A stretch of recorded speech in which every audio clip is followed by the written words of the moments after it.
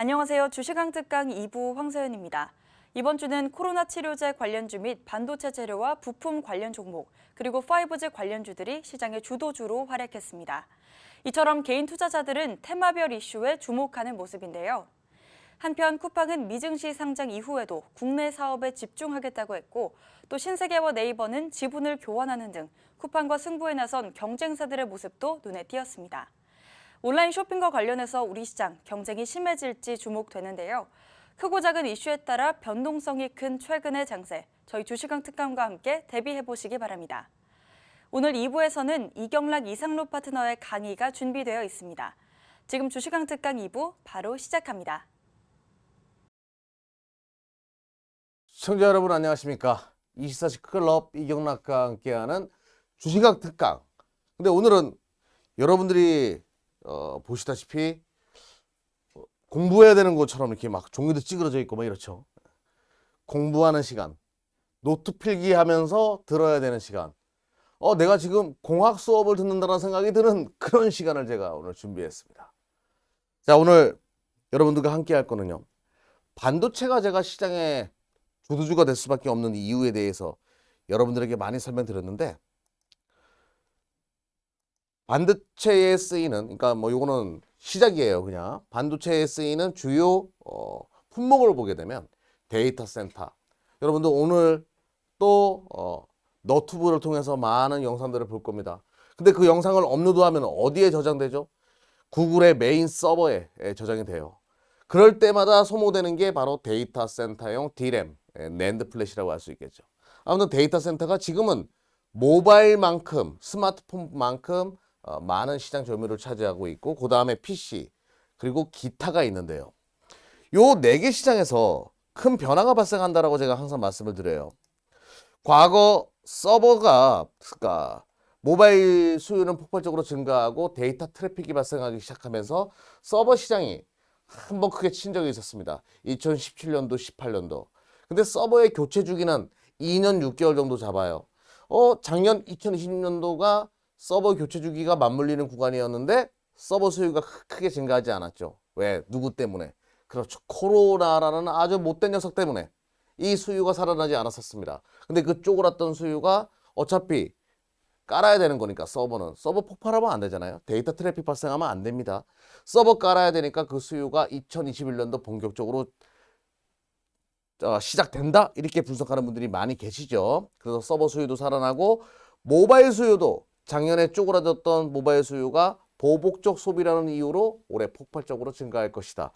그럼 모바일 수요도, 모바일도 교체 주기가 맞물렸어요. 모바일이 가장 많이 팔렸을 때가 2017년도였거든요. 2017년도 짝대기 긴 거 보십시오.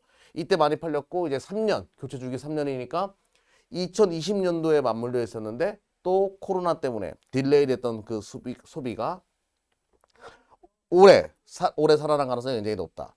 그리고 PC도 마찬가지입니다. PC 쪽에서도 수요가 2011년 만에 역대 최고 출하량에 근접하게 될 전망이다라는 얘기가 나오는데요. PC 혁명 수준을 깰 것이다라고 얘기합니다. 이거는 또 코로나의 반사이익이 되는 것 같기도 해요. 저 같은 경우에도 최근에 태블릿 PC 바꿨거든요. 그리고 노트북 바꾼 사람들도 많아요. 1인 1PC 시대가 열리기 시작했어요. 코로나 때문에 넷플릭스 중독된 사람들 많거든요. 저도 넷플릭스 중독된 사람 중에 한 명인데요. 최근에 귀멸의 칼날? 그 애니메이션인데 그거 재밌더라고요. 뭐 돈 뱉고 필 무렵 이런 거 요즘에 보고 있는데 아무튼 시간 날 때마다 1인 1PC 시대가 열리면서 이 수요가 살아난다. 즉 결과론적으로 보복적 소비의 일환으로 요 IT 산업 전방위적으로 소비가 살아나는 부분은 분명히 디램과 낸드 가격에는 우호적인 환경이 만들어질 수 있다. 그래서 반도체 관련된 종목은 꼭 봐야 된다. 그리고 과거 PC 혁명 그리고 스마트폰 혁명처럼 엄청난 혁명이 다가오고 있습니다. 자율주행 혁명. 대단한 혁명이 다가오죠. 그와 관련돼 가지고 또 하나 이제 반도체의 새로운 수요처가 발생하고 있기 때문에 아마 테슬라도 2분기 때부터 풀 셀프 드라이빙 구독 서비스 나간다라고 하더라고요. 11만 원 정도 내면 풀 셀프 드라이빙으로 완전 자율주행을 누릴 수가 있어요. 아무튼 이런 시대가 오고 있기 때문에 새로운 수요처의 발생, 이거는 분명히 반도체에게는 우호적인 환경이 만들어질 수밖에 없다. 그래서 반도체 공부하고 가자고요. 예, 반도체. 자, 한번 이거는 이제 저랑 이상로 대표님이 함께 진행하는 주식의 경로라는 그 프로그램이 있는데요. 여러분들이 콜라보로 선택한 거예요. 여러분들이 원한 겁니다. 거기서 진행하는 반도체 교육의 맛보기 정도라고 보시면 돼요. 반도체 공정은요, 8단계 공정으로 나누는데요. 요 식각이나 방막 공정 정도까지는 전공정이라고 해요. 그런데 그 이후에 금속 배선 공정이나 EDS 패키징은 후공정이라고 합니다. 그러면 이제 앞에 이 전공정만 살짝 오늘은 좀 보도록 하겠습니다. 먼저 웨이퍼 공정이 있겠지요. 웨이퍼 공정은 인꽃이라는 것부터 시작해요. 인꽃. 참 발음하기 어려워요. 인꽃이라고 저는 혀가 짧아가지고 그렇게 발음이 되는데 인꽃이라는 것부터 시작되고요. 인꽃을 절단해가지고 만드는 것이 웨이퍼예요. 그리고 웨이퍼를 세정이라고 하죠. 세정해주고 검사해서 완성품이 일단은 만들어집니다. 근데 여기 완성품은 아직까지 도면이 그려진 그런 완성품은 아니에요. 자, 보게 되면 바로 이게 인곳이라는 건데요. 요거 이제 실리콘을 가공해가지고 그로잉이라고 하거든요. 그로잉을 해가지고 요렇게 만듭니다. 그럼 요거를 이제 잘라내면서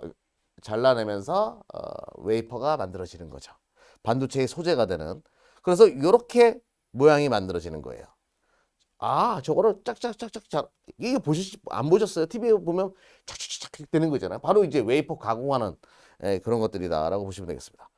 그리고 이제 여기에는 뭐 마스크 공정이나 이런 것이 있고요. 그 다음 공정에 이제 웨이퍼를 만들었으니까 뭘 해야 돼요? 그림을 그려야죠.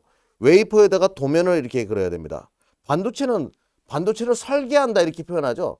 우리 그 건축 사무소에만 도면이 있는 것이 아니라 반도체도 이렇게 도면이 있어요. 이렇게 싹싹. 근데 그냥 그 반도체 도면을 볼펜으로 하고 뭐 사인펜으로 하고 연필로 하고 그러면 안 되겠죠. 뭘로 해요? 자외선, 빛을 짜가지고 반도체는 도면을 그립니다. 그래서 외계인이 만드는 거다 이렇게 얘기를 하는 거죠. 그 공정을 포토 공정이라고 하는데요. 도면 그리는 공정을 사진을 현상하다 이런 것처럼 빛을 통해 가지고 현상을 만드는 공정이기 때문에 포토 공정이라고 합니다. 뭐 한글로는 노광 공정이라고 총칭해 가지고 이야기하기도 해요. 노광 공정. 근데 이 반도체 공정에 큰 변형이 발생했죠. 무슨 변형이 발생했어요? 옛날에는 UV 자외선 가지고 하다가 지금은 EUV로 합니다. 극자외선. 진짜 빛깔이 이렇대요. 이게 지구상에 없는 그런 빛이죠, 이게.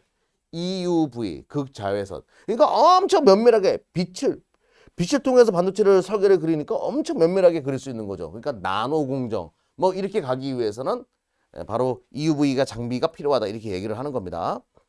뭐 이런 식으로 이제 노광 공정은 만들어지는 거예요. EUV 극자외선을 쏴가지고 최근에 이제 EUV 공정은요. 마스크를 통과해서 렌즈를 통과해가지고 웨이퍼 위에다가 강강액을 딱 도포합니다. 강강액은 뭐 하냐면요. 빛을 받는 구역은 뭐 떨어져 나가고 이런 식으로 이제 아주 면밀하게 나노 공정을 하기 위해서 도포한 상태에서 이렇게 싹 빛을 통해 가지고 설계를 하는 거죠. 이게 노광 공정이에요. 근데 이 노광 공정 이후에는 무슨 공정이 있냐면 포토 공정이라고 하고 여기 이후에는 바로 설계를 해놨으니까 이제는 잘라야 되겠죠. 모양을 만들어야 되겠죠. 식각 공정, 식각 공정. 요거를 자르는 그런 공정들입니다. 도면을 그린 다음에 그거를 오려내지 않으면 무슨 의미가 있겠어요. 그래서 자르는 공정을 쓰는데 최근에는 EUV로 한번 기가 막히게 쫙 도면을 그렸어요. 근데 거기다가 잘라야 되는데 물 섞어가지고 막 자르면 옛날에는 물로 섞어서 잘랐거든요. 그래서 습식 건식 공정이라고 해가지고 습식 식각 공정이라고 해가지고 물을 적셔가지고 만들었는데 지금은 나노 공정이 고도화되잖아요. 그러니까 건식 식각 방식으로 바꿉니다. 마른 상태에서 플라즈마를 통해 가지고 고열을 가열해 가지고 자르는 방식으로 바뀌었어요. 나노 공정이 고도화되면 될수록 무조건 건식으로 넘어가야 된다. 이렇게 보시면 되는 거예요. 그래서 건식 식각 관련된 얘기. 그리고 그 다음에는 건식을 해서 잘라냈으니까 붙여야 되겠죠. 증착 공정이 있어야 돼요. 방막 공정을 증착 공정이라고 보면 되거든요. 이 증착 공정에는 또 수많은 국내 장비 업체들이 포진되어 있지요. 그래서 오늘 여러분들과 함께 할 거는요. 시간이 좀 됐으면 좋겠네. 식각 공정을 진행하려고 하는데요. 제가 서두에도 말씀드렸다시피 식각 공정은 건식 식각으로 넘어가고 있다라고 제가 이야기를 했어요. 건식 식각. 이 건식 식각 관련돼 가지고 많은 기업들이 있는데요. 첫 번째로 볼 기업은 바로 드라이 에처, 그러니까 장비 업체인 APTC라는 기업을 여러분들과 오늘 지금 이 시간을 통해서 팔 거고요. 이상로 대표님과 함께하는 그 교육에서는 건식 식각뿐만 아니라 조금 전에 말씀드렸던 모든 전공정을 다 파헤칠 겁니다. 그리고 그와 관련된 종목들을 다 설명을 드릴 거예요. 오늘 이 시간은 식각 공정, 자르는 공정에 대해서 이야기할 건데 무조건 건식 식각과 관련된 기업들을 지금부터 파는데 첫 번째 종목은 APTC입니다. APTC는요. 국내 유일의 양산형 건식 식각 장비를 만드는 업체다. 이렇게 보시면 돼요. 요 화면이 글씨가 작고 너무 어려워, 복잡해 이럴 수가 있으니까 제가 쉽게 설명을 드릴게요. 원래 동사는 SK 하이닉스와 함께 요 건식 식각 장비를 연구 개발했고 지금은 양산에서 판매 중입니다. 양산에서 판매한다고요? 그렇죠. 검증을 받고 수율을 완성했기 때문에 양산에서 판매 중인데요. 요거는 이제 디램용 건식 식각 장비예요. 디램을 자를 때, 디램을 잘라낼 때 여기 안에 웨이퍼를 잡아주고 웨이퍼가 이렇게 여기서 이렇게 동그라져 가지고 막 이렇게 식각을 해주는 겁니다. 요 마른 상태에서 진행하는 건식 식각 장비. 근데 여기에 머물지 않고요. 낸드 쪽도 진출했어요. 메탈 에처 시스템이라고 해가지고 요것도 낸드 쪽을 진출해가지고 진행을 하고 있고 현재 양산 판매 중입니다. 이것 또한. 그러니까 국내 유일의 건식 식각 장비 업체다라고 보시면 되겠고요. 좀 더 제가 그림을 자세히 보게 되면 요렇게 생겼어요. 요렇게 위에서 이제 가공하는 모습을 보게 되면 여기서 이제 웨이퍼 잡아가지고 이렇게 하는 건데, 근데 여기서 대단한 거는 물로 하는 게 아니라 건식으로 한다고요. 건식으로 하게 되면요 어떤 현상이 발생하냐면요. 건식으로 하게 되면 어떤 현상이 발생하면 죄송합니다. 잘못 눌렀네요. 건식으로 하게 되면 어떤 현상이 발생하냐면요. 이렇게 디테일하게 식각을 할 수가 있어요. 근데 습식으로 하게 되면 뭐 구멍이 생기고 막 이렇습니다. 아니 이 오브이를 기가 막히게 도면을 그려놓으면 뭐예요? 자르는 것을 이상하게 해버리면 다 끝나는 거잖아요. 이렇게 완벽하게 자를 수 있기 때문에 최근에 대부분의 공정은 건식으로 넘어가고요. 제가 여러분들에게 드리고 싶은 이야기는 바로 이거예요. 2020년도 생산 캐파를 자신 있게 증가시켰습니다. 그럼 왜 이렇게 생산 캐파를 증가시켰을까요? 이 기업은 아주 간단하죠. 고객사의 니즈가 요구가 증가했기 때문에. 지금은 SK 하이닉스로 전량 들어가지만 차후에는 새로운 판매처들도 분명히 발생할 겁니다. 그리고 생산 실적도 뭐 크게 올라간 부분 2020년도 때, 그럼 2021년도 본격적으로 턴어라운드가 된다라고 예상해 볼 수 있는데 어머나 2021년도 1분기에 사상 최대치의 주문이 들어오고 있고 가장 높은 실적치를 성장치를 보여줄 가능성이 높다. 영업이익률도 20% 이상이에요. 이 기업은. 장비업체도 원래 이러기 되게 힘들거든요. 그만큼 기술력이 된다. 매출액도 2021년도 큰 폭으로 증가할 것이다. 영업이익률은 20% 이상 계속 보여주고 있어요. 타 업체들 대비해서 분명히 경쟁 우위에 있는 기업이라는 것을 알 수 있죠. 자, 그럼 좀 더 디테일하게 이 종목을 좀 더 파보도록 하겠습니다. 잠시만요. 디테일하게 좀 파보게 되면 경쟁 업체를 좀 보도록 할게요. 경쟁 업체는 국내에 없어요. 램 리서치, 식각의 대명사죠. 미국의 램 리서치, 그리고 도쿄 일렉트론, 텔사 이렇게 얘기하거든요. 도쿄 일렉트론. 이런 기업들이 식각의 선두봉에 있는 기업들인데 이 기업들을 대체할 수 있는 국산 업체다, 국내 업체다 이렇게 보시면 되죠. 그러면 차트는 계속 고만고만 이런 흐름으로 지금까지 전개가 됐습니다. 근데 여기서 터지면 2차 파동이 발생할 수 있고요.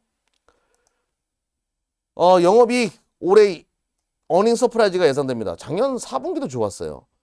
작년 4분기 때부터 실적이 막 좋아지기 시작해가지고 올해 작년에 2배 가까운 그런 실적을 영업이익 기준으로 보여줄 가능성이 높다. 시장에서 이렇게 예상하고 하반기로 가면 갈수록 SK하이닉스가 설비 투자를 확대하면 할수록 큰 폭의 성장이 예상된다. 시가총액은 4,700억. 올해 한 500억 이상 영업이익을 잡고 있는 것 대비해서는 뭐 절대 저평가다라고 할 수 있겠죠. 자, 여기까지 첫 번째 종목 설명드렸습니다. 장비업체. 자, 장비를 봤으니까 이제 부품 소재단도 봐야 되겠죠. 부품 시각 쪽에서 부품 소재단 뭐가 있냐? SiC 링이라고 되어 있는 실리콘 카바이드 링이라고 되어 있는 TCK라는 기업을 먼저 또 살펴보도록 할게요. 자, 건식을 시각을 하게 되면요. 그 웨이퍼를 올리고 아까 그림 보셨죠? 건식 시각 그 장비 그림. 웨이퍼를 올려놓고 요거를 고정을 해줘야 돼요. 그래서 요 링을 딱 해가지고 고정을 해주는데 문제가 뭐냐면 플라즈마라는 엄청난 고열을 가하게 되면 기존의 이 고정대를 실리콘 기반으로 만들었어요. 실리콘이 이거를 딱 둘러주고 있었는데 아니 젠장 이 플라즈마가 너무 뜨거워요. 어떻게 돼버리겠습니까? 이게 녹아져서 깨져버리고 막 이러는 겁니다. 이거보다 실리콘보다 열에 강한 소재가 필요하다. 그래서 개발한 것이 실리콘 카바이드인데 요 실리콘 카바이드 링 시장을 전 세계 70% 80% 차지하고 있는 게 TCK예요. 어마무지한 거죠. 요렇게 생겼습니다. 여기 이제 안에 웨이퍼를 고정하는 거죠. 이런 식으로. 이런 모양으로 생겼고요. 근데 이게 왜 중요하냐면요. 낸드가 한 번 접고 두 번 접고 뭐 세 번 접고 요즘에 그런다고 얘기하잖아요. 많이 접죠. 많이 접는다는 얘기는 많이 자른다는 얘기예요. 낸드가 고단화되면 될수록 실리콘 카바이드를 더 많이 쓸 수밖에 없죠. 만약에 실리콘 카바이드를 안 쓰고 실리콘 링을 썼다가 딱 공정이 멈춰요. 그러면 전 공정이 다 멈춰야 돼요. 교체하는 동안에. 바로 이거예요. 교체를 자주 하면 안 되거든요. 그래서 실리콘 카바이드에 대한 수요가 폭발적으로 증가하고 낸드가 고단화되면 될수록 시각은 증가할 수밖에 없기 때문에 TCK의 실적이 좋아질 수밖에 없다. 판매량이 증가할 수밖에 없다. 그리고 또 하나 있습니다. 제가 이 실리콘 카바이드 링을 얘기하면서 뭐라고 얘기했죠? 고열에 강하다. 그렇죠. 자동차용 반도체는 자동차가 막 뜨거워지고 그러면 고열에 강해야 되겠죠. 만약에 고열에 못 버티면 어떤 현상이 발생할까요? 반도체가 그냥 찔렁 녹아버리고 이런 현상이 발생할 수가 있어요. 그래서 전력 반도체, 고열에 강한 전력 반도체가 필요한데 지금 자동차용 전력 반도체의 1순위가 실리콘 카바이드예요. 테슬라 전기차 실리콘 카바이드 모스펫 파워부드 공급 뭐 이런 얘기 나오잖아요. 실리콘 카바이드가 전력 반도체, 자동차용 반도체, 전기차용 반도체, 자율주행 반도체로 지금 급부상하고 있는 것이 바로 이런 배경이죠. 그러면 실리콘 카바이드 기반의 제품을 만들 수 있는 TCK가 수혜주로 떠오를 가능성이 굉장히 높다. 이렇게 예상이 되는 겁니다. 물론 좀 비싼 감은 있어요.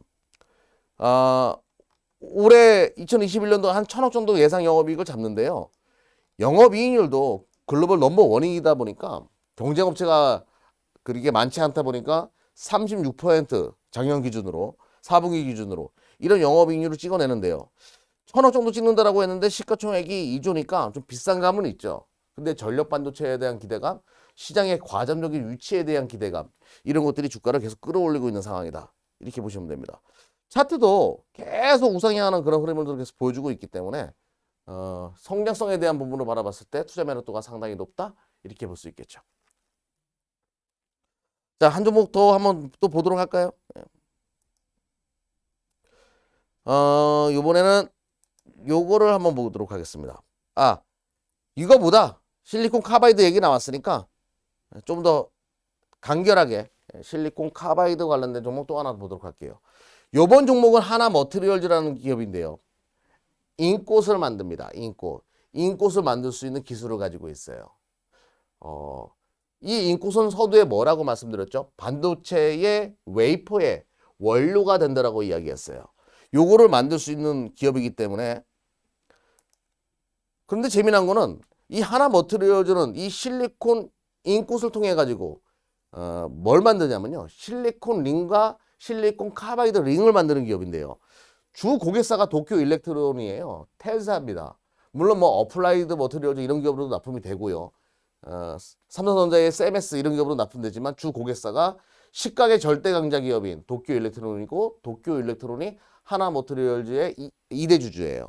이렇게 묶여 있는 그런 상황이다라고 보시면 되겠고요. 자, 뭐 요거 아까 말씀드렸던 요거 만드는 기업인데 재미난 건 제가 인꽃을 만들 수 있는 기업이라고 얘기했어요. 실리콘 그 하나 머티리얼즈 홈페이지를 가게 되면요. 인꽃을 기반으로 해가지고 실리콘 카바이드 인꽃을 기반으로 해가지고 또 이렇게 실리콘 카바이드 링을 만드는 그런 기술도 가지고 있습니다. 물론 TCK 대비해서 늦게 진출했고 후발주자로서 점진적으로 그렇게 지금 성장하고 있는 상황이다라고 보시면 되는데요. 자, 보시면 인꽃을 만드는 생산하는 방식이에요. 폴리실리콘을 구매하고 요거를 이제 그로잉이라는 것을 거쳐가지고 이렇게 인꽃을 만듭니다. 인꽃을 만든 다음에 어떻게 한다고요? 잘라가지고 웨이퍼를 만든다고 얘기했죠. 이 기업은 이걸 잘라가지고 뭘 만든다고요? 실리콘 링이나 실리콘 그 고정제 이런 것들을 만들어주는 기업이다. 이렇게 보시면 됩니다. 실리콘 카바이드도 만들고요. 뭐 이런 식으로 이제 제품이 만들어지는 그런 과정들. 근데 좀 더 흥미롭게 한번 좀 보도록 할게요. 동사는 인꽃을 만들고 여기서 자체적으로 이제 실리콘 고정제나 실리콘 링을 만들어주는 그런 기업이다라고 보시면 돼요.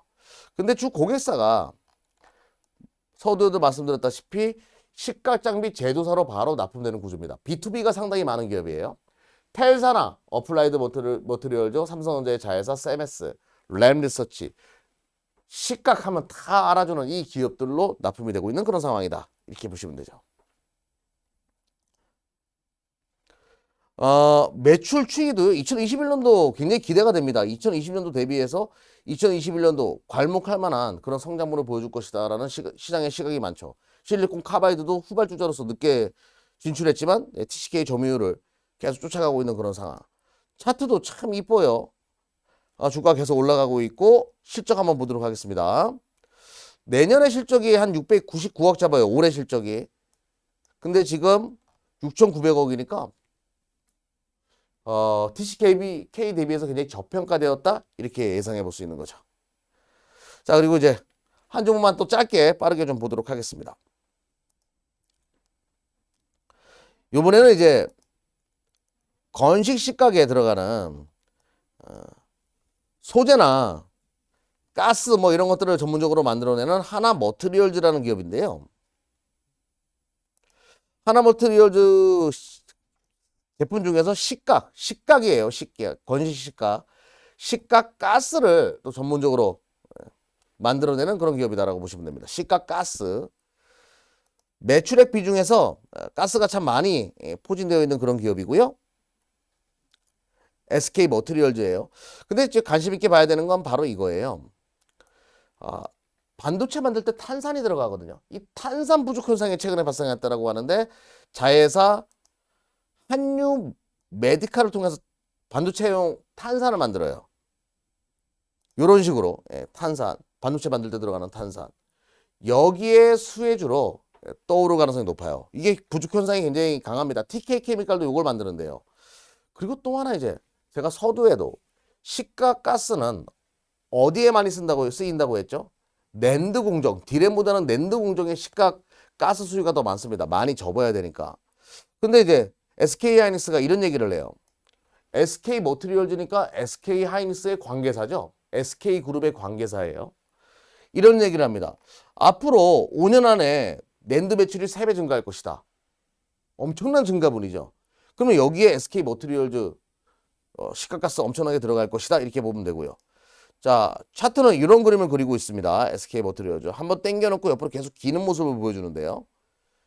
실적 한번 보면서 말씀드려 보도록 할게요. 2,300억. 시가총액이 3조 가까우니까 그렇게 뭐 적당한 가격에서 거래된다? 뭐 이렇게 볼 수 있지만 낸드 시장 성장세에 대비해 가지고는 저평가다 이렇게 볼 수 있겠죠. 이렇게 해서 오늘은 식각과 관련된 종목 4종목을 여러분들과 함께 살펴봤습니다. 그래서 제가 이제 여러분들에게 드리고 싶은 얘기는 뭐냐면요. 이거는 빙산의 일각이라는 거예요. 더 많은 분야, 이제는 노광 공정부터 시작해가지고 소모성 부품들 그리고 뭐 그 증착 장비 또 후공정 이런 거 다 공부하셔야죠. 왜? 반도체 슈퍼 사이클이 지금 시작되고 있기 때문에 여러분들이 그 부분에 대해서는 만반의 준비를 좀 해 주셨으면 좋겠다라고 제가 누누이 강조드려요. 반도체 없어서 못 파는 시대가 나올 겁니다. 옛날에 석유 대파동처럼요. 반도체 대파동이 나올 거예요. 그게 코스피 시장의 상승의 원동력이 될 거고요. 코스닥 같은 경우에는 지금 뭐 비트코인이나 뭐 그 밖에 투자 상품들이 생겨가지고 자금들이 많이 코스닥 시장에서 빠져나갔는데 그로 인해서 바이오가 안 좋은데 바이오도 분명히 한번 또 바람이 부는 그런 흐름들이 만들어질 겁니다.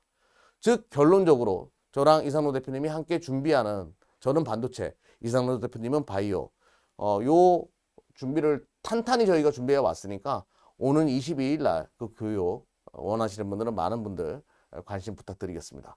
지금까지 24시 클럽 이경락이었습니다. 감사합니다.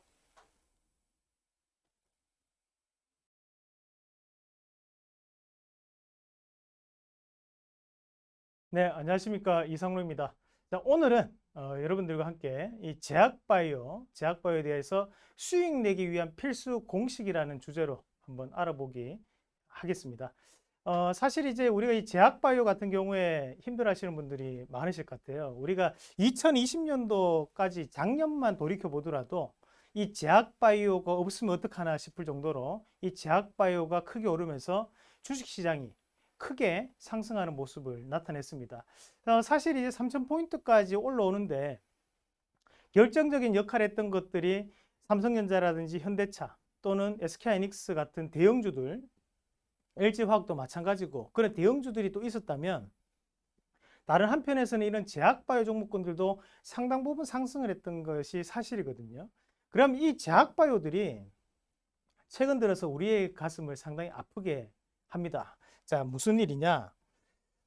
보시면 일양약품에 대한 하한가 뉴스가 있었는데 임상 3상이 실패하면서 기사가 어떻게 나오냐면 일양약품의 슈펙트라는 약이 자, 코로나19 치료제에 대한 가능성에 대해서 입증을 실패했다. 자, 이 약에 대해서 입증이 실패가 되면서 자, 이날 주가는 하한가를 찍어버립니다. 곧장 이제 하한가까지 내려가는 모습이 나타났었는데 우리가 이제 일반적인 개인 투자자분들 같은 경우 일양약품이라고 하면 어때요? 회사 그래도 건실한 회사다. 지금까지 그래도 우리 이 생활 속에서도 만나볼 수 있는 회사이기 때문에 건실하다. 그리고 이런 치료제도 가지고 있기 때문에 괜찮은 회사다라고 생각하지만 한 번만에 이런 입증이 안 되면서 하한가를 가버리고 하면 우리는 손실이 마이너스 30%가 떠버립니다. 이 회사를 믿고 투자한 입장에서는 정말 뭐가 무너져 내리는 그런 느낌이 들 수 있다는 거죠. 비단 이뿐만이 아닙니다.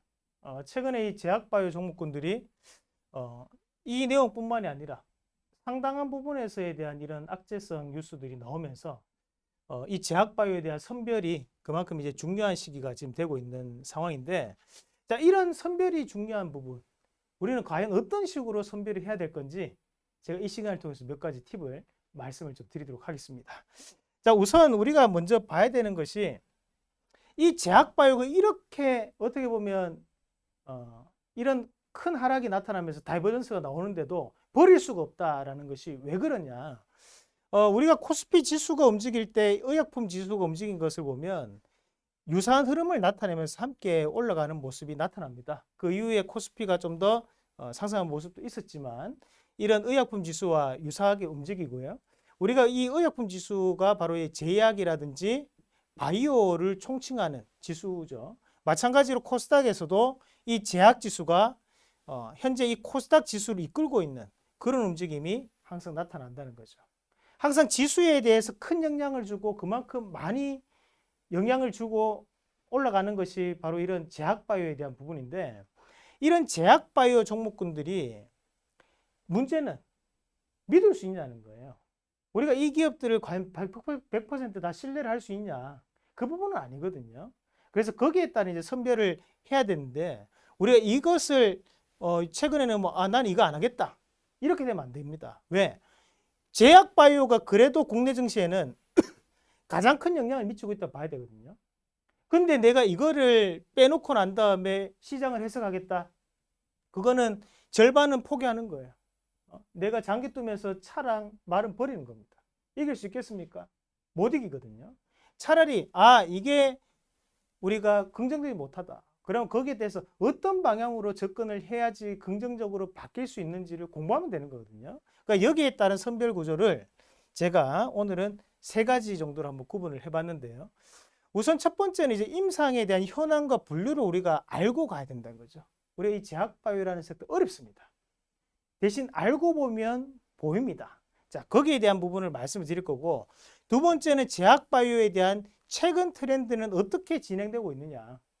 그 세 번째는 제약바이오 학회와는 어떤 움직임을 보일 수 있느냐까지 한번 같이 보실 텐데, 자, 우선 우리가 이 제약바이오에 대한 진행 과정을 같이 보시면, 먼저 후보물질 앞에 뭐라고 하냐면 우리가 이제 선도물질이라고 합니다.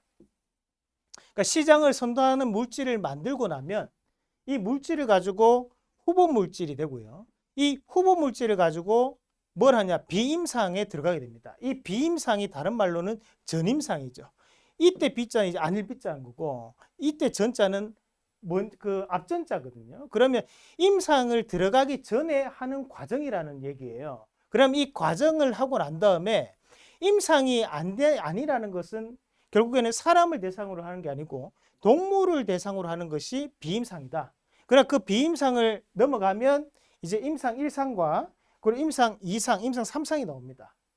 그러나 이 임상 3상까지 끝나고 나면 이제 우리가 식약처에 대한 허가가 떨어지고 그 다음에 생산하는 단계로 넘어가는 거거든요. 그래서 여기에서 우리가 눈여겨봐야 되는 것이 이런 전임상과 임상 1상, 임상 2상, 임상 3상에 대한 차이는 뭐냐. 여기에 대한 부분을 어떻게 우리가 구분을 하고 임상 2상, 1상을 하다가 실패하는 애들도 있고 임상 3상을 하다가 실패하는 애들이 있는데 이거를 어떤 식으로 나눠서 해석을 해줘야 되느냐. 거기에 대한 부분인데요. 좀 더 자세한 그림 볼게요. 자, 제약바이오에 대한 부분에서 우리가 좀 더 자세하게 좀 나왔는데 우선 앞에서 보시는 것처럼 여기까지 후보 물질 단계. 그러니까 우리가 여기에서 전임상 또는 비임상이라고 하는데 여기에 보면 이제 우리가 생지 모양이 있어요. 우리가 뉴스 같은 데 많이도 보셨을 거예요. 뭐 하얀 생지를 대상으로 막 약물을 주입하거나 그런 것들을 한 번씩 뉴스를 보셨을 겁니다. 그 단계를 하는 부분이 바로 전임상 또는 비임상이라고 합니다. 이거는 동물을 대상으로 하는 겁니다. 이걸 하는 이유는 뭐냐? 이걸로 효과가 있는지를 알아보고 또 한 가지는 안정한지, 안전성을 또 알아보는 거예요. 이렇게 해서 안전하냐, 안전하지 못하냐를 먼저 알아보는 단계가 바로 전임상이라고 보시면 됩니다. 그런 사실 우리가 전임상에서 효과가 있다. 그러면 제가 문제를 내볼게요. 전임상에서 효과가 있다. 그랬을 경우에 사람에게도 효과가 있나요? 라고 물었을 때 답변은 뭐가 돼야 돼요? 아니죠. 모른다는 거죠. 이건 전임상이기 때문이에요. 그럼 우리가 이런 전임상이나 비임상 때 뉴스가 나오는 걸 가지고 와 이게 엄청난 효과를 가지고 엄청나게 제약바이오 시장을 선도할 수 있는 약물이다 라고 얘기하는 것은 뻥입니다. 아시겠죠? 거기에 대한 부분은 아니라는 거고, 자, 그 다음에 이제 들어가는 임상 1상이에요. 우리 임상 1상을 들어가게 되면 임상 1상 같은 경우에는 우리가 100명 내외에 대한 환자를 대상으로 하는데 이 사람들은 건강한 사람을 대상으로 하는 거예요. 건강해야 됩니다. 왜 건강해야 될까? 임상에 대한 부분에서 건강해야 되는 이유 1상에서 우리가 임상 1상에서는 쉽게 죽는지 안 죽는지를 보는 실험이 1상이에요. 우리가 이 약으로 해보니까 동물은 안 죽었어. 동물은 효과가 있었는데 임상 1상을 사람한테 해볼 거야. 근데 환자한테 하면 환자는 면역 체계가 일부 무너져 있는 사람들이거든요. 이런 사람들은 일반적인 사람보다는 더 약한 사람들이에요. 그러니까 우리가 건강한 사람을 대상으로 이 부분 자체가 효능이 있나 없나를 알아보는 것이 임상 1상이라고 생각하시면 됩니다. 그러면 안전하냐 안 안전하냐 그걸 알아보는 실험이 바로 임상 1상이고요. 그럼 임상 2상으로 넘어가는데 건강한 사람들 해보니까 괜찮더라. 괜찮았다. 그럼 임상 2상이 되는데요. 임상 2상이 되었을 때는 직접적인 환자를 대상으로 합니다. 환자를 대상으로. 그럼 이 환자를 대상으로 어떤 식으로 하냐면 우리가 이 직접적인 환자를 대상으로 실험을 하게 되는데 여기에서 이제 효과가 있는지 없는지에 대한 여부를 알아보는 거예요. 그 효과에 대한 있는지 없는지에 대한 여부를 알아보면서 하는 것이 임상 2A가 있고 2B라는 게 있어요. 이 A는 뭐냐면 우리가 용법과 용량에 상관없이 한번 해보는 거예요. 효과가 있냐 없냐를 따져보는 거예요. 그러면 임상 2B는 뭐냐? 이거는 용법과 용량을 정해보는 겁니다. 우리가 이번에 20ml를 해봤는데 이번에 40ml를 해볼게. 이거는 그럼 임상 몇 상입니까? 임상 2상인 겁니다. 임상 2상의 2B. 자, 그러면 오늘은 하루에 3회를 맞았는데 다른 환자군에서는 하루에 4회를 접종해보자. 그것도 2B라고 생각하시면 돼요. 효과가 있나 없나를 보는 거예요. 그러고 난 다음에 이제 임상 3상으로 넘어갑니다. 자, 임상 3상 같은 경우에는 이제 여기에 대한 표준 편차를 늘리는 과정이죠. 그러면 우리가 여기서 100명을 했다면 여기에서는 이제 10,000명이 되는 거예요. 이제 환자 수가 늘어나는 과정입니다. 이렇게 늘려가지고 대중적인 부분에서 해봤을 때 효과가 있냐 없냐를 알아보는 겁니다. 자, 그런데 이게 평상시에 대한 흐름인데, 자, 국내 회사들은 문제가 되는 것이 뭐냐면, 자, 국내 업체들 같은 경우에는 임상에 대한 부분 자체를 진행을 할 때 임상에 대한 이상에 대한 시간이 상당히 짧습니다. 짧아요. 이상을 길게 하지 않고 짧게 합니다. 그게 무슨 말이냐?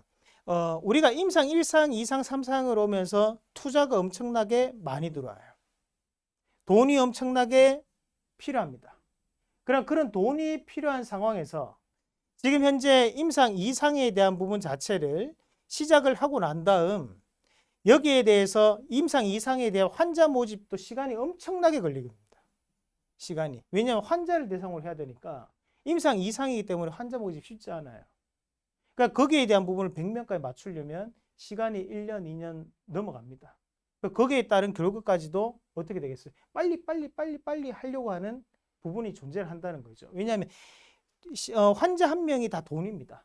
우리가 엄청난 돈을 가지고 제약바이오 회사에 투자하는 게 아니기 때문에 이 회사는 정해져 있는 투자금을 가지고 진행을 해야 되니까 임상 2상 같은 경우에는 조금은 시간적인 부분에 대한 제약을 받게 되고 그리고 환자 수에 대한 제약도 상당 부분 받게 돼요.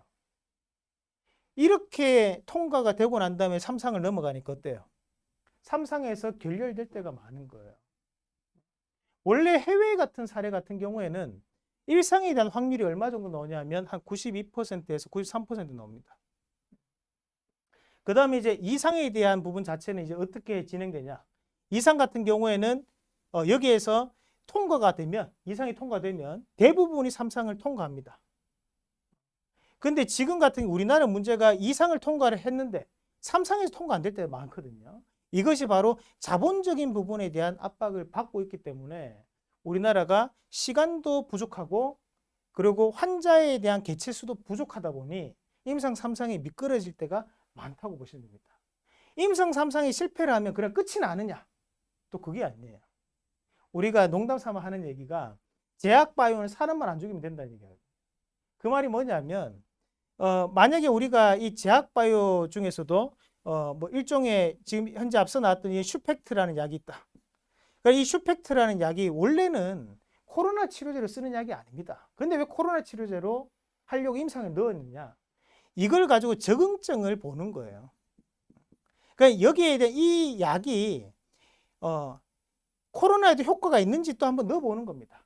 어차피 사람의 인체에 무해하니까 비슷한 질환 자체를 잡는 약이라면 코로나에도 한 번 더 적응증을 넓혀가는 거죠. 그래서 코로나의 영향을 받게 된다면 이거는 코로나 치료제를 쓸 수 있는 거니까 이거를 개발한 업체에서는 또다시 돈을 크게 벌 수 있는 거예요.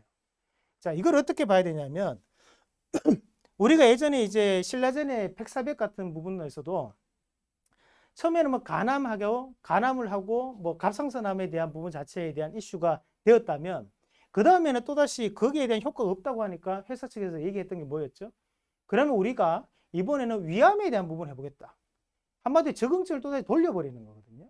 그러면 이거는 약을 만들었기 때문에 그만큼 투자한 돈이 있기 때문에 이걸 쉽게 폐기를 못하는 거예요. 그럼 이 약을 다음에 또다시 다른 적응증에 바꿔가면서 진행을 해줘야 됩니다.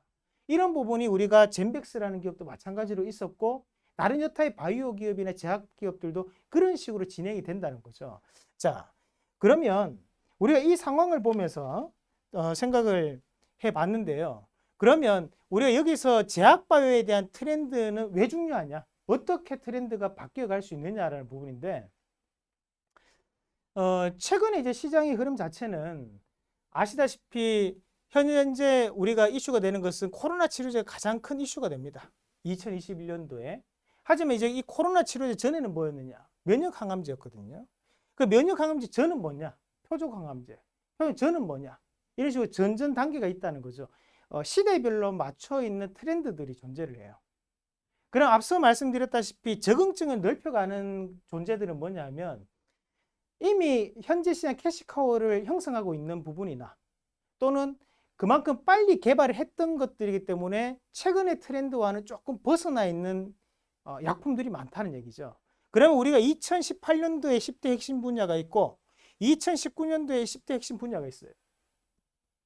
그러면 이 면역 항암제라는 것은 우리가 2018년도와 19년도에도 핵심 분야였지만 2020년대가 되고 난 다음에 어떻게 바뀌냐면 이 카티 기반에 대한 치료제가 새로운 유행으로 떠오르면서 2020년도에 기술 이전 기업들 중에서도 카티 치료제 관련된 기반을 가지고 있는 기업들이 주가에 대한 움직임이 상당히 좋았습니다.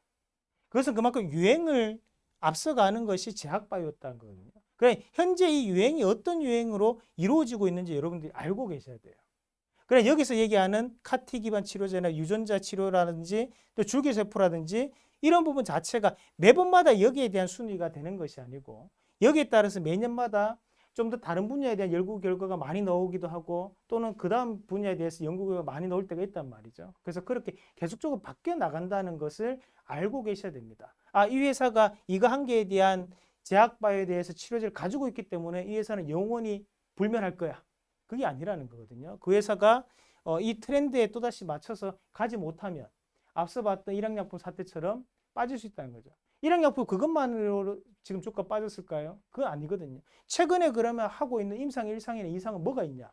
시장은 판단을 하는 거예요. 하지만 거기에 따라서 명확한 답변을 못 내놨기 때문에 증시는 빠질 수밖에 없었던 겁니다. 마찬가지로 최근의 트렌드에 부합하는 임상에 대한 과정을 또는 후보 물질에 대한 부분을 준비하고 있는 기업들, 그 기업들을 우리가 선별적으로 봐줘야 됩니다. 아시겠죠? 자, 예를 들어서 보면 세대별에 대한 항암제에 대한 변화추인데 우리가 1세대 항암제를 화학 항암제라고 했고 2세대를 표적 항암제라고 했고 3세대를 면역 항암제라고 했습니다. 그러니까 여기에서 이 화학 항암제 같은 경우에 암세포가 있으면 이 암세포를 공격을 합니다. 어택을 하죠. 착 공격해서 차차차차착 하면 자, 암세포가 사멸됩니다. 자, 그런데 문제는 뭐냐? 이 화학 항암제 같은 경우에는 암세포가 아닌 것도 사멸됩니다. 부작용이 심각하죠. 우리가 화학 항암제를 써가지고 예전에 영화 같은 데 보시면 뭐 예전 영화 뭐 약속 이런 영화들 보면 왜 머리가 항암 치료하고 있다 하면 어때요? 머리가 촉촉촉촉 빠집니다. 상당히 슬픈 얘기죠. 마찬가지로 그런 부작용이 있기 때문에 개발이 되는 것이 이제 표적 항암제였는데 자, 이런 표적 항암제 같은 경우에는 표적 말 그대로 그것만 콕 집어서 핀셋 치료를 한단 말이에요. 암 원인 물질에 대한 부분 자체만을 공격을 한다. 그래서 암세포를 사멸한다는 거고 우리가 여기에서 이제 한 단계 더 나가는 게 바로 면역 항암제입니다. 면역 항암제는 뭐냐? 우리가 면역 치료, 우리 몸은 면역 체계를 가지고 있는데 이 면역 체계를 좀 더 개선시켜서 스스로 이겨낼 수 있도록 만들어주는 것을 면역 항암제라고 해요. 자, 표적 항암제는 외부에서 약물이 유입되기 때문에 일부 부작용이 있어요. 하지만 면역 항암제 같은 경우에는 나의 세포를 좀 더 강하게 만들어가지고 암을 이겨낼 수 있는 면역 체계를 잡아주는 거기 때문에 그만큼의 부작용은 떨어지지만 면역이라는 것이 뭐예요? 결국에는 시간은 좀 더 걸릴 수 있다는 거죠. 최근에는 이런 분야에 대해서 연구 개발이 많이 되고 있는 거예요. 근데 지금 우리가 뭔가 이걸 개발했다고 해서 지금 시장에 내놨다 해서 시장이 어떨 열광을 할 것인가? 그건 아니거든요. 시장은 새로운 것을 원하고 꿈을 먹고 사는 것이 시장이라는 거죠. 그러니까 그 뭔가에 대한 바뀌는 과정 자체를 계속적으로 우리가 알고 있어야 된다. 제약바이오는 공부를 계속적으로 하셔야지만 수익을 낼 수 있는 종목군들이다. 라는 걸 좀 기억을 하시고, 자, 우리가 학회 일정도 항상 이제 따져보셔야 되는데, 우리가 이제 학교를 끊은 지가 오래됐습니다. 그죠? 졸업한 지 오래됐는데, 이런 학회에 대한 일정은 찾아보기 귀찮으세요. 하지만 이걸 봐야 됩니다. 왜? 이게 다 수익률과 연관될 수 있거든요. 자, 우리가 앞서서 봤던 이 학회 일정에서도 JP모건 헬스케어 컨퍼런스를 하는 시기예요. 그죠? 그럼 이 JP모건 헬스케어 컨퍼런스를 하는 시기에 그에 따른 관련주들에 대한 움직임이 어떠냐? 시장 대비해 가지고도 자, 다 시장 대비해서 상승하는 모습들이 나타나요. 내가 이 학회가 언제 하는지만 알고 있었으면 그에 따라 가지고 미리 선매수를 해서 이 정도에 대한 수익률을 챙길 수 있다는 얘기예요. 이게 매년마다 반복됩니다. 시기적인 부분에 대한 일부 차이, 수익률에 대한 일부 차이는 있더라도 항상 학회에 대한 얘기가 나오게 됩니다. 자, 다음 그림 한번 같이 보시면 우리 AACR, 이제 곧 이 AACR이 열리게 됩니다. 언제? 4월 15일부터. 어떤 기업이 참여합니까? 미리 준비를 하고 있어야 돼요, 여러분. 자, 이런 기업들이 자, 보시면요. 여기에 AACR에 대한 초록을 발표할 때 주가가 한번 들썩들썩거리죠. 그 다음에 AACR이 개최됐을 때 또 다시 한번 주가가 엄청나게 들썩들썩거립니다. 제약바이오가요. 항상 3월 달부터 6월 달까지에 대한 움직임이 올라옵니다. 왜 올라올까? 이때 학회 일정들이 빼곡하게 있기 때문이에요. 그만큼의 기대감, 연구개발에 대한 발표를 할 수 있는 날들이 모여있기 때문에 강하게 시세가 들어온다는 거고 수급이 유입된다는 거예요. 그러나 지금 현재 이 수익률을 보더라도 AACR을 개최했던 부분에서 평균보다도 더욱더 상회하는 결과들이 이런 식으로 나타났다는 것을 여러분들이 보실 수 있습니다. 그럼 우리가 여기서 이제 AACR하고 또 한 가지가 여기 뒤에 나오는 것이 뭐예요? 이제 ASCO죠. 그러니까 이런 학회들의 차이는 어떤 식으로 우리가 봐야 되느냐라는 건데, 학회별 차이점을 말씀을 드리면 우리가 앞서 봤던 이제 AACR 같은 경우에는 전임상 단계까지에 대한 부분을 얘기하는 것이 바로 AACR이에요. 그러니까 전임상 단계 전까지 여기까지 했는 부분에 대한 결과를 보고 여기에서 기술 이전에 대한 부분을 서로가 미팅을 나누는 것을 우리가 AACR이라고 합니다. 이거는 여기까지만 얘기하는 거고 그 다음에 임상에 들어갔을 때부터는 우리가 ASCO라고 합니다.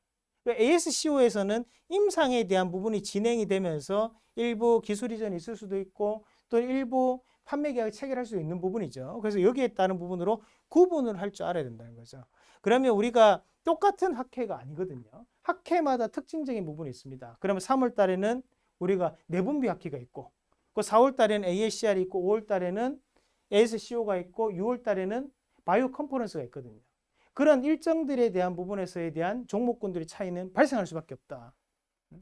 이 업체가 이번에 바이오 컨퍼런스 나가기 때문에 안전하다. 그런 것들은 아니라는 거죠. 우리가 제약바이오를 선별적으로 보기 위해서는 일정별로 이슈가 될 수 있는 분류가 필요하고 그 다음에 거기에 맞춰가지고 현재의 트렌드에 맞게끔 이 회사가 연구개발하고 있었느냐, 정말 이 기술 이전에 대한 가능성을 가지고 있느냐를 알아봐야 되는 거고요. 자, 그리고 앞서 말씀드렸다시피 이 임상에 대한 현황, 우리가 임상에 대한 1상을 하고 있는지 또는 2상을 하고 있는지 또는 3상을 하고 있는지에 따라 가지고 주가는 바뀔 수 있다는 겁니다. 우리가 이제 사실 임상에 대한 1상에서 3상까지 넘어가는 데까지 시간이 얼마 정도 소요가 되냐면 약 10년 정도 소요가 된다고 얘기합니다. 하지만 뭐 이 정도까지 요즘 걸리지는 않고요. 우리 평균적으로 이런 얘기를 많이 하는데 그만큼 이 10년 동안 투자하는 돈은 어마어마한 천문학적 액수가 들어가요. 글로벌적으로 성공하는 업체들, 뭐 글락스스미스클라인이라든지 우리가 존슨앤존슨이라든지 또는 화이자라든지 이런 업체들이 우리가 그냥 일반적으로 쉽게 얘기할 수 있는 업체지만 실제 그 회사에 대한 재무는 엄청나게 천문학적인 돈이 들어와 있습니다. 그 정도의 돈을 투입을 해서 진행을 하는 것이 바로 임상 1상에서 3상까지 새로운 치료제를 만들어내는 단계거든요. 그런 부분을 감안을 해서 우리가 임상에 대한 부분 자체가 진행이 될 때 그 임상에 맞춰서 얼마만큼에 대한 진행이 되고 있는지를 좀 더 분별력 있게 보는 그런 시각이 필요하다는 말씀을 꼭 드리고 싶습니다. 앞서 말씀드렸다시피 우리가 전임상 단계인데도 일부러 부풀려서 얘기하는 뉴스 기사도 많아요. 또는 임상 이상에 대한 부분만 진행되고 있는데도 뭐 이게 정말 다 됐느냐, 3일 효과 40%다, 뭐 이런 얘기를 하는 그 뉴스도 많다는 거죠. 그런 뉴스들을 보면서 이런 뉴스는 이건 진짜야, 이건 가짜야, 이런 중립적인 사고를 할 수 있는 투자자가 되시길 바라겠습니다. 자, 저희가 여기에 따른 좀 더 자세한 내용들을 바로 이 주식의 경로, 저희가 이벤트를 진행하고 있는데요. 22일 날 교육이 있습니다. 그래서 제가 이 제약바이오에 대해서 여러분들이 좀 더 쉽게 접근할 수 있는 부분을 말씀을 드릴 예정이고, 우리 이경혁 대표가 반도체에 대한 부분을 또 말씀을 드릴 예정입니다. 그래서 이 두 가지를 꼭 참고하셔서 선별적으로 이 제약바이오를 좀 더 투자를 해보겠다, 좀 알아보겠다 하시는 분들은 더욱더 좋은 교육량이 담아 있으니까요. 이 교육도 꼭 한번 신청을 해 보시길 바라겠습니다. 자, 오늘은 그럼 여기까지 말씀드리고 또 다음에 좋은 내용으로 여러분들께 다시 찾아오도록 하겠습니다. 네, 강의 잘 들으셨나요? 오늘 강의는 여기까지입니다. 이어서 3부에서는 최익수 파트너의 강의가 준비되어 있습니다. 3부에서도 여러분의 많은 참여 부탁드립니다.